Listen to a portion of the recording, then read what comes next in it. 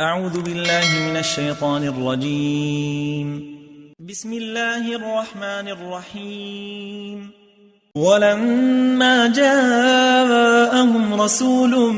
من عند الله مصدق لما معهم نبذ فريق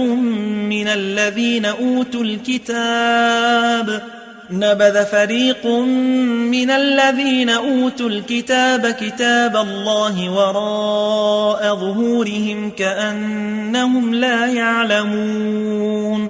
واتبعوا ما تتلو الشياطين على ملك سليمان وما كفر سليمان ولكن الشياطين كفروا يعلمون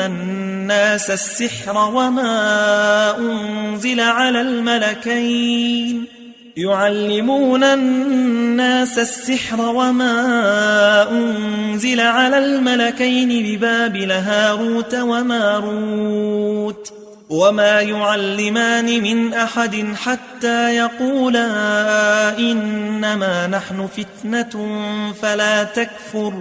فيتعلمون منهما ما يفرقون به بين المرء وزوجه وما هم بضارين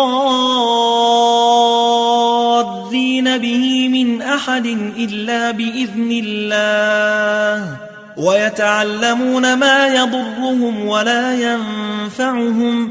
ولقد علموا لمن اشتراه ما له في الآخرة من خلاق ولبئس ما شروا به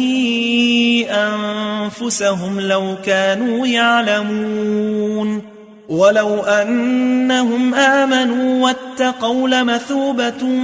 من عند الله خير لو كانوا يعلمون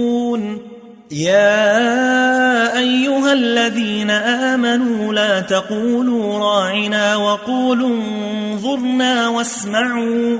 وللكافرين عذاب أليم ما يود الذين كفروا من أهل الكتاب ولا المشركين أن ينزل عليكم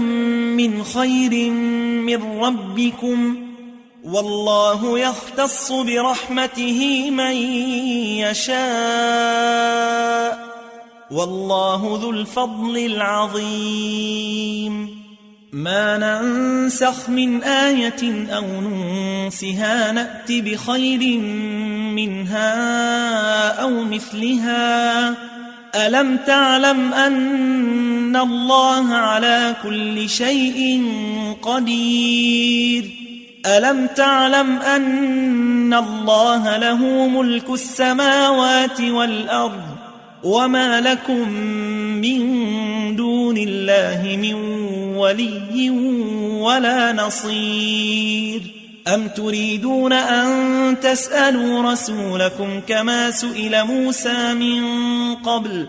ومن يتبدل الكفر بالإيمان فقد ضل سواء السبيل ود كثير من أهل الكتاب لو يردونكم من بعد إيمانكم كفارا حسدا من عند أنفسهم من بعد ما تبين لهم الحق فاعفوا واصفحوا حتى يأتي الله بأمره إن الله على كل شيء قدير وأقيموا الصلاة وآتوا الزكاة وما تقدموا لأنفسكم من خير